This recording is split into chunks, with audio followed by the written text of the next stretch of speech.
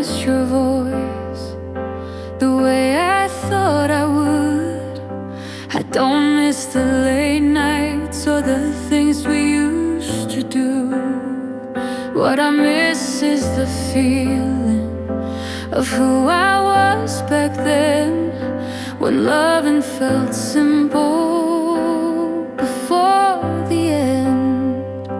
I try to tell myself it's you